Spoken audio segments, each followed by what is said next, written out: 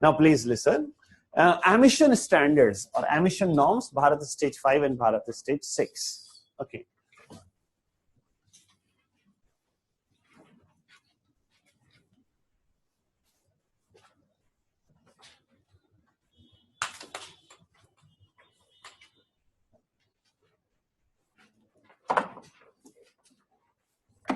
See, Bharat stage 5 and 6 or emission norms, if you see.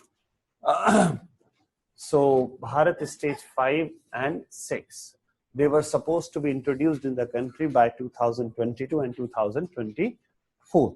Okay, these were the dates.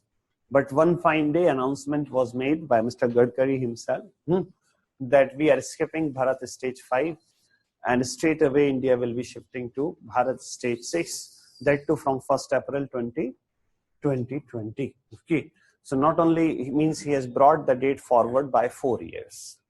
That's good. Nobody should oppose it. But obviously the thing is you need to be prepared. The problem is we are not prepared. So what exactly are the technological differences in Bharat stage 5 and Bharat stage 6? See, Bharat stage 5, we will be using a technology known as DPF, diesel particulate filter. And in Bharat stage 6, they will be using SCR, what we call this, selective catalytic reduction.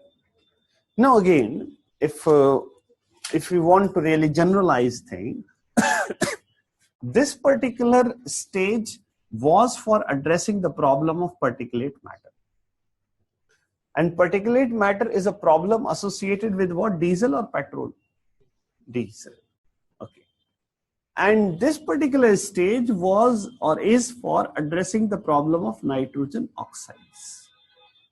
And nitrogen oxide is a problem associated with what? It is more for the petrol per se. So what exactly DPF is, what exactly selective catalytic reduction is, what are the other norms? So if I just listen, please. I hope they ask such questions. Now, like very simple, we are moving from Bharat stage 4 to Bharat stage 5. So without asking this, I can again ask a question on Bharat stage 5, which most of the people will struggle, that what are the fuel specifications for Bharat stage 5 as compared to Bharat stage 4? Which particular content in Bharat stage 5 fuel we are looking to target or were looking to target? Mechanical engineers on that side. Don't say, sir, I am MA in Pali literature. Sulfur. Very good. From how much to how much? 50 parts per million to 10 parts per million. Okay, that's what the case is. Now, what exactly DPF is? That is diesel particulate filter. Particulate matter, you know, there are two categories of particulate matter included in the air quality index, that is ambient air quality index. And those two categories of the particulate matter are temp and 2.5. Okay.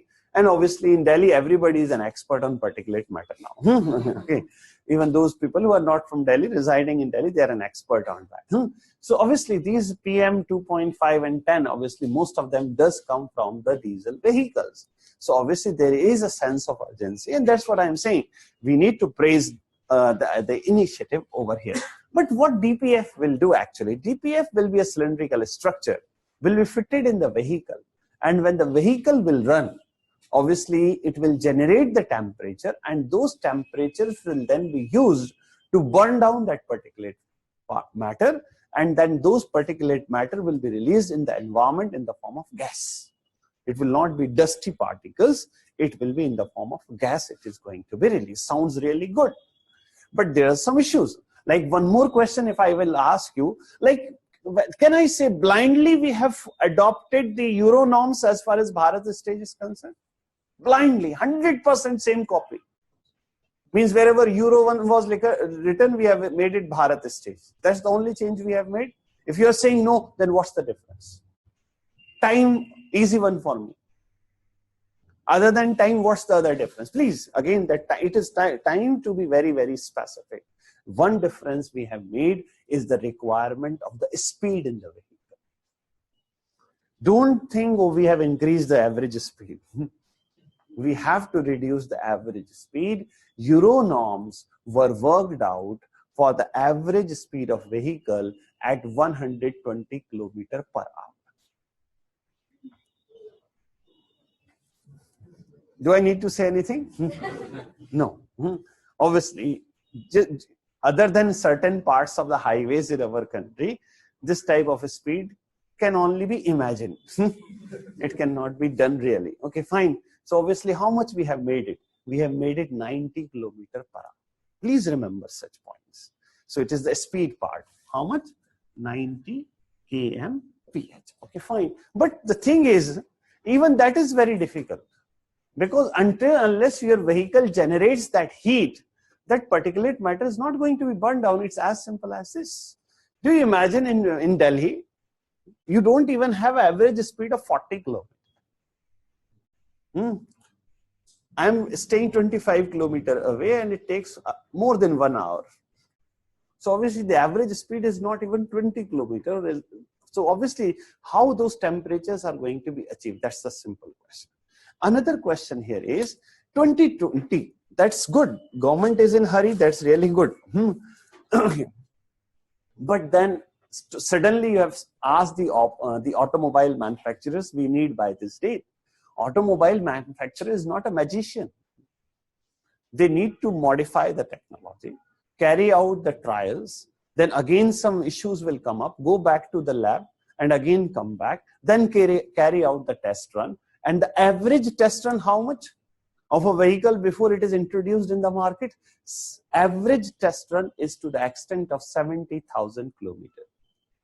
And obviously to have an average test run of 70,000 kilometers, minimum any automobile manufacturer required 2 years. And one very simple question is, this is not about vehicle. What about our oil refineries? They will be the one reducing the sulfur content. Your vehicle will not reduce the sulfur content. Our refineries are saying, sir, we need 80,000 crores. Government is saying, manage your own. That's the problem. So we don't even have the Bharat stage 4 in the whole of a country, and suddenly we are looking to leapfrog into Bharat. Yes, 2025 would have been an ideal date. But 2020 is not obviously something which I'm personally, I'm a bit skeptic about it. Okay, fine, but this is what. Now, there's one more thing, economic side of it. In our country, most of the cars are medium-sized segment, isn't it? Obviously, because of the excise duties and all that.